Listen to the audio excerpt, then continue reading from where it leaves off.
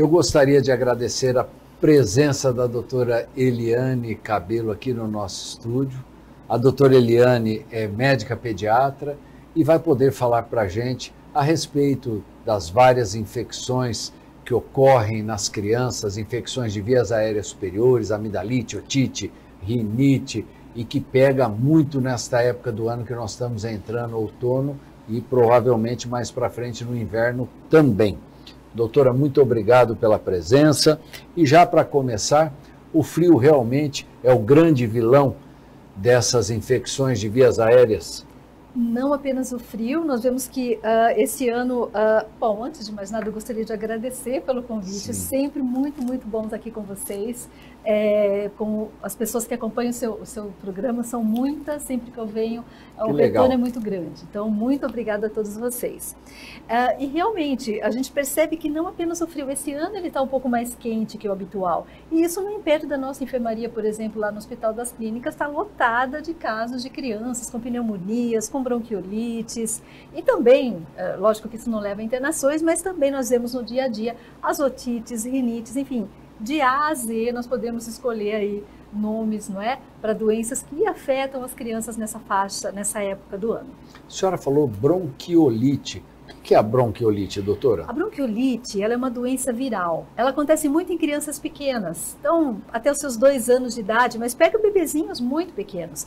E quanto mais prematuros, quanto menores eles são, mais grave é a doença. Na grande maioria das vezes, a bronquiolite ela é muito benigna, ela é rápida.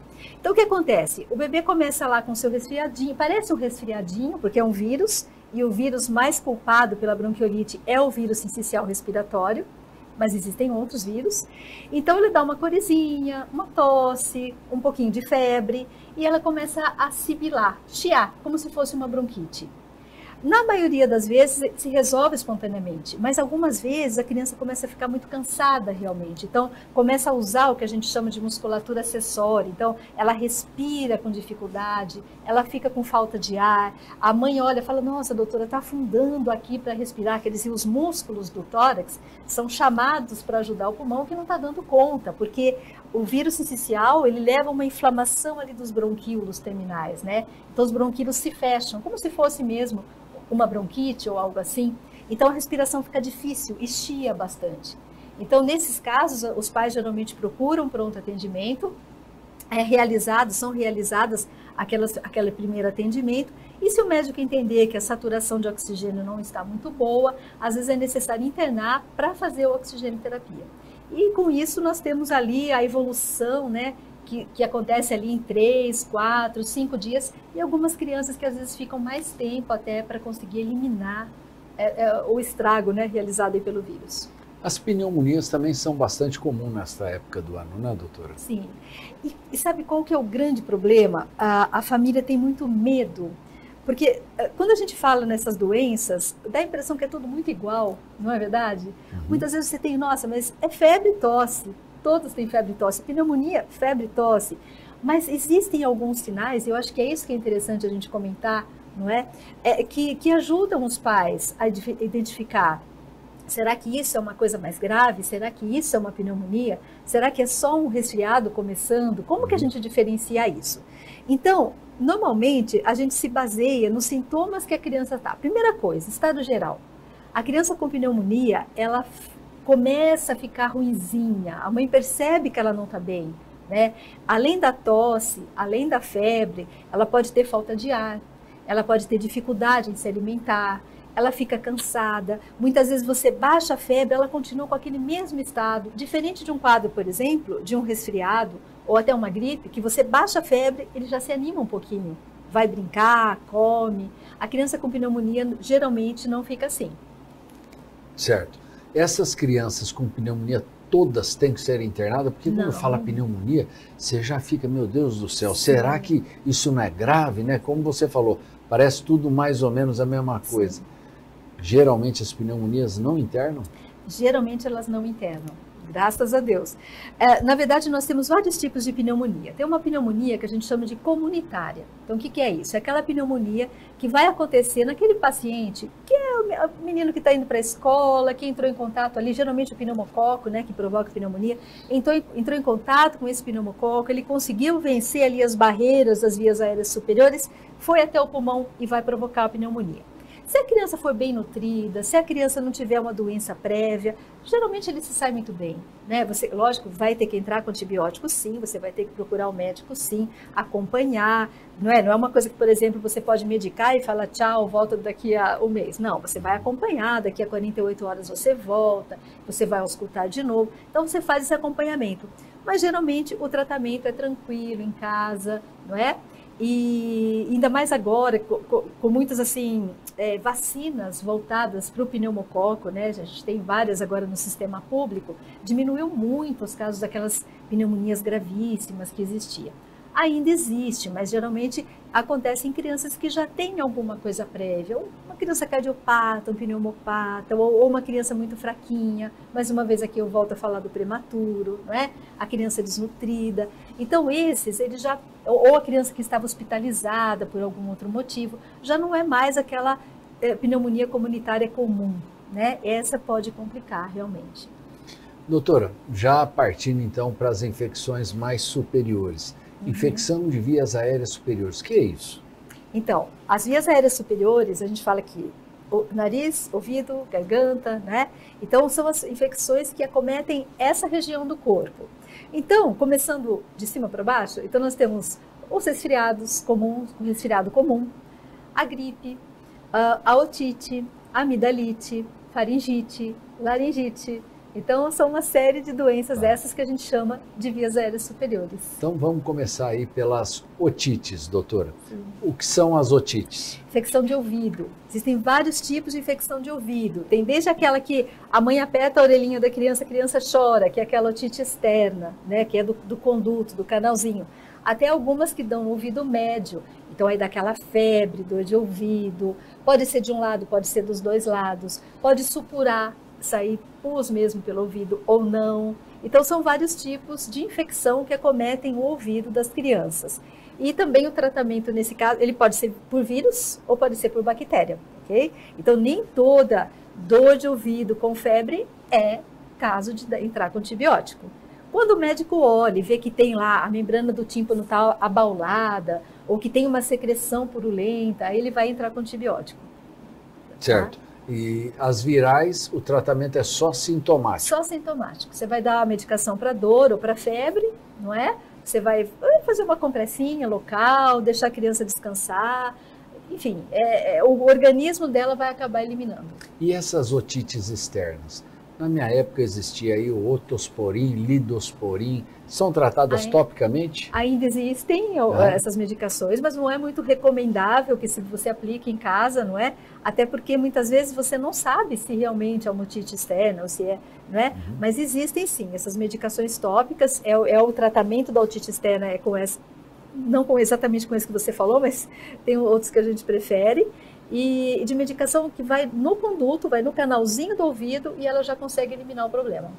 Doutora, antigamente falava que as crianças não podiam mamar e ficar deitada porque dava otite. É verdade isso? É verdade. É verdade? Sabe o que acontece? A criança, as vias aéreas, tanto superiores quanto inferiores das crianças, são diferentes da nossa, né? E uma dessas características é realmente do ouvido. Então, se ela está deitada, você já tem a tuba auditiva um pouquinho mais horizontalizada, é muito mais fácil de entrar líquido ali e ficar parado. E isso pode levar realmente a otite de repetição. Então, não convém. O ideal é você sentar a criança, deixar ela semi-sentada para conseguir alimentar. Certo. Bom, partindo então, falando das otites, vamos para o nariz então. E as rinites? A maioria das rinites são alérgicas? Olha, as rinites são alérgicas de maneira geral, sim, é muito comum também, né? Então, aquela pessoa que espirra bastante, coça o nariz, tá sempre com aquela corizinha, né? Tem vários tipos, mas a maioria é desse jeito.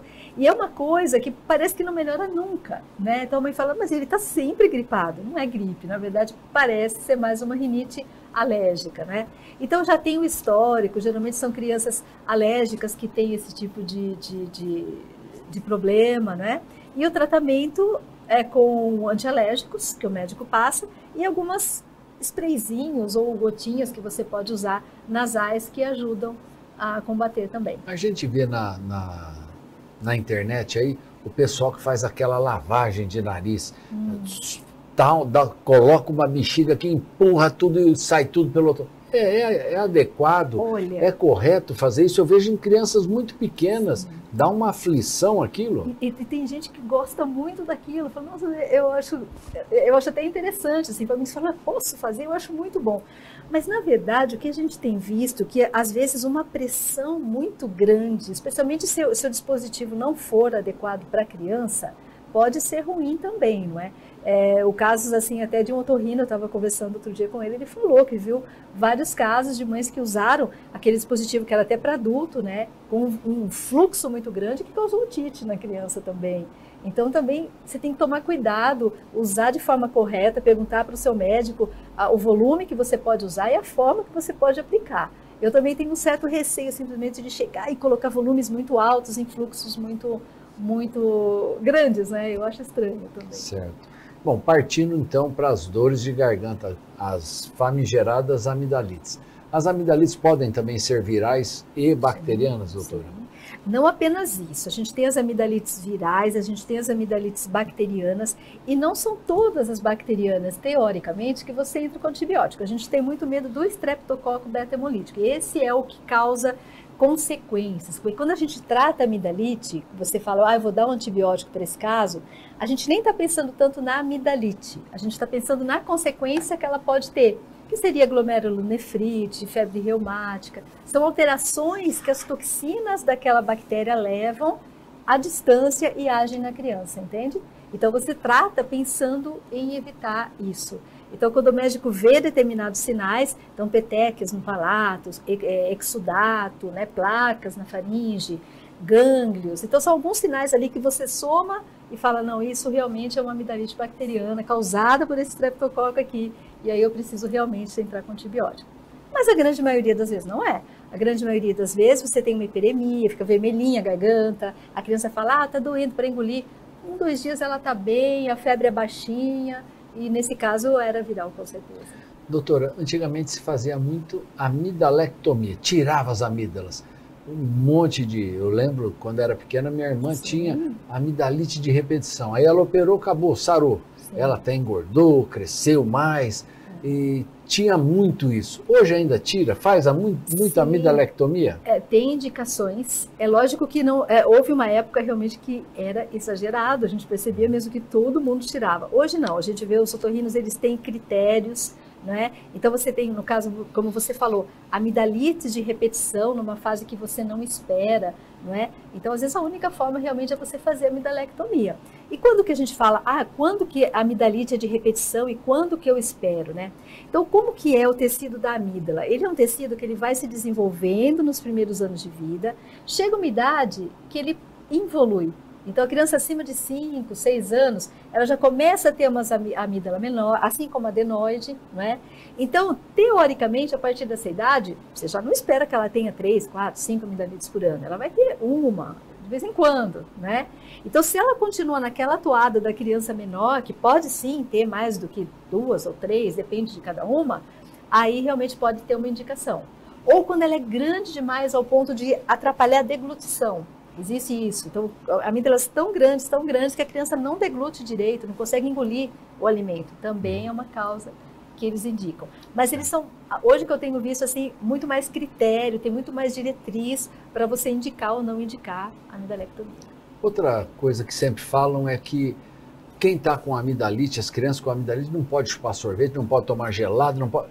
É verdade isso? Olha, o que eu acho, né, aquele bom senso aí que a avó da gente sempre falou, né, assim, se você não está bem, né, se você tem uma infecção, você está com uma gripe forte, você está resfriado, você está usando antibiótico, não convém você ficar naquele gelado quente, gelado. Por quê? Porque o organismo da gente, ele tem uma forma de funcionar. Então você tem batimento ciliar, você tem produção de muco, você tem uma série de coisas que vai te defender. Se você confunde dessa forma, então é um gelado, não é interessante. Então, no momento que você está doente, eu acho que é melhor você ficar ali, uma coisa mais em temperatura ambiente e tudo mais. Agora, no dia a dia, você está saudável e está tudo bem, não vejo problema nenhum. Doutora, e as faringites e laringites? O que é a faringite, o que é a laringite? Quando a gente fala faringite, é uma infecção da faringe, né? Um pouquinho mais alta que a laringe. E a laringite é a infecção da laringe, que fica um pouco mais abaixo, onde estão as cordas vocais. Por isso a laringite deixa a gente rouco. Então, quando você acorda rouco, você não consegue falar, ou a criança tenta falar, ou chora com aquele choro rouco, ela está com uma laringite. Quando ela tem uma faringite, ela sente uma dor na garganta muito parecida com a amidalite. Então, dói para engolir, dói para falar, fica vermelho, você enxerga, porque a faringe ela tem a parte alta ali que a gente consegue enxergar também, né? Essa é a diferença maior. E as duas são bacterianas, virais? Como que se dá Todas. essa infecção? Por exemplo, a laringite, ela tanto pode ser viral, quanto ela pode ser bacteriana, quanto ela pode ser alérgica. Então, é muito comum uma laringite. Tem algumas crianças que têm muita alergia, que são atópicos, que têm asma, que às vezes acordam de madrugada numa crise, e eles têm uma coisa que chama estridor, é um barulhão para respirar, sabe? Então, faz aquele barulho agudo, bem alto, assim. Isso assusta muito. Então, eles pegam a criança, colocam no carro, sai correndo. Vezes, quando chega lá no pronto atendimento, já só de tomar o arzinho da noite e inalar um pouquinho, já chega melhor, sabe? Então, isso às vezes são crises que assustam muito os pais também. E por alergia, não é nem por bactéria e nem por vírus. A bacteriana costuma dar muita febre, dá uma febre bem mais alta e a pessoa fica muito abatida, né? E a viral, ela deixa o estado geral um pouco melhor, mas pode dar febre também, coriza junto. Então, tem alguns sinais, assim, que a gente vê e consegue diferenciar. Doutor, e a tosse? A gente vê com frequência aí as crianças tossindo. Sim. Quando nós éramos pequenos, tinha uma chuvinha, você queria brincar na chuva. E a mãe falava, se você brincar na chuva e tossir à noite, você vai apanhar. Então, a gente tossia no travesseiro para a mãe não vir bater na gente. Tem a ver isso mesmo? E poder brincar mais no dia seguinte, né? Isso mesmo. Bom, na verdade, é o que eu falei. Assim, se você tem... A criança está bem, não é porque ela vai brincar na chuva que ela vai ter tosse. Na verdade, ela vai ter que entrar em contato com algum agente que vai provocar aquele quadro viral, bacteriano que seja, e que vai provocar tosse, certo? Uma vez que ela já pegou, não convém brincar na chuva. Mas se ela ainda não pegou, não é isso que vai dar a tosse. A tosse, na verdade, gente, aliás, tudo isso que a gente está falando aqui, eu estou falando de febre, eu estou falando de tosse, são coisas que inicialmente é para defender o nosso organismo. Então, entrou uma bactéria, entrou um vírus aqui na minha faringe, eu vou tossir para tentar eliminar aquilo. Só que aí o organismo começa a reagir de uma forma inflamatória, e aí essa tosse não vai mais embora, e aí ela tosse a noite inteira e vomita, e é um horror, né? Os pais ficam acordados achando que a criança está muito mal. Então, realmente, a tosse, ela atrapalha muito em algumas vezes, especialmente se a criança for alérgica, se ela tiver asma, se ela tiver... aí complica. Aí ela tosse muito e por muito tempo. Olha, pode não ter a ver, mas quando a minha mãe falava, se tossir à noite porque brincou na chuva, vai apanhar, era certeza que eu ia tossir. É praga de mãe. Eu já ficava esperando. E começava a tossir, tossia no travesseiro para a mãe não escutar, porque senão ela vinha bater mesmo. E aí acabou a festa do outro dia. Pelo amor de Deus. E antigamente tinha muito isso, né? A gente que moramos no interior, sim, quando chovia, era aquela molecada toda brincando na enxurrada que passava na rua e com descalço na chuva. Era muito bom, isso. Né? Então, hoje a molecada fica só na internet e no celular, não sai de dentro de casa, não tem isso. Mas eu também passava muito por esse problema, justamente porque eu tive asma, né? Quando eu era pequena, eu manifestei bastante crises e a minha mãe falava a mesma coisa para mim. Então, realmente era muito triste, né? Então, eu realmente não faço muito isso com os meus pacientes, não. Então, se eles estão bem, deixa brincar. Se eles não estão bem, segura, que aí é melhor não brincar. Doutora, já a asma e a bronquite são doenças crônicas. Sim. E não tem muito a ver só com essa época do ano, ou elas pioram muito nessa época? Elas pioram. O que a gente percebe no paciente asmático, ele tem alguns gatilhos. Não é? Então, por exemplo, as crises, a exacerbação da crise, que é o que a gente chama, que é aquela crise feia, começa a ter falta de ar, tem que fazer os puffs lá, tem que fazer as bombinhas e tudo aquilo, elas são desencadeadas por algumas coisas. E uma dessas coisas, justamente, é infecção viral. Então, muitas vezes você pega um resfriado, o asmático desenvolve a crise. Pega uma pneumonia, óbvio, vai desenvolver uma crise, não é? Ou mesmo pega uma roupa do guarda-roupa que estava guardada há muito tempo, esfriou agora, eu vou usar, começa a ter uma crise de tosse, já desencadeia uma crise alérgica. Então, realmente, as crises de asma, elas são mais frequentes também nessa época do ano. E a bronquite? Qual é a diferença da asma e da bronquite? E, na verdade, a bronquite é um termo mais genérico. A gente não usa tanto o termo bronquite para criança, porque o termo, teoricamente, é uma inflamação brônquica crônica. A asma não deixa de ser uma bronquite, mas a asma, digamos assim, ela é uma doença mais específica. Então, alérgica? Também alérgica, mas com um componente de imunidade muito forte, né? Um componente de imunidade. Então, por exemplo, ela provoca uma hiperreatividade do brônquio, então a pessoa produz muito catarro, a pessoa tem uma broncoconstrição, então o brônquio ele fica pequeno, o ar quando passa faz aquele barulhinho, ou mesmo da bronquiolite, faz aquele barulhinho de chiado, né, no peito. Então essas crises é que levam aos sintomas todos. Certo. Doutora, eu acredito que nós tenhamos falado aí de uma maneira bem genérica de todas essas infecções que podem ocorrer nas vias aéreas superiores, desde as rinites, né, até as faringites, laringites, bronquiolites, tudo as ites aí. Mas assim mesmo eu gostaria que a senhora deixasse uma mensagem para o nosso telespectador. Estamos no outono, vamos atingir aí o inverno e não tem como. As mães, os pais, não só os de primeira viagem, todos se preocupam a hora que vê a criancinha ali amuada, com uma febrinha, uma tosse, chiando o peito. Com toda razão, né? É uma coisa que realmente a gente fica muito preocupado. Bom, o que eu posso dizer? Eu acho que tanto a paternidade quanto a maternidade, elas é uma jornada, não é? É uma jornada que traz muitos desafios para os pais, especialmente os pais que são pais há pouco tempo, né? Então, essa aflição, isso que a gente está falando aqui, de ver a criança à noite, muitas vezes você está lá sozinho, a mãe está sozinha, a criança começa com uma febre. Essa semana mesmo, até se ela estiver assistindo a gente, ela vai reconhecer que ela falou para mim lá no consultório, uma mãezinha muito, muito querida. Ela me disse isso, ela falou, olha doutora, eu fico acordada com meu filho até hoje, o menino já é grande, se ele tem uma febrinha, eu não durmo uma semana. Então assim, é o que a gente vê realmente, né? Os pais têm essa preocupação, têm muito medo, muito receio, não é? Como eu falei aqui, de diferenciar, será que isso é uma coisa grave, será que isso é uma febrinha que vai passar ou não? Então o que eu recomendo para vocês, eu acho assim, cada passo que a gente dá na vida, né, especialmente nessa jornada da paternidade, da maternidade, é para o futuro da criança, né?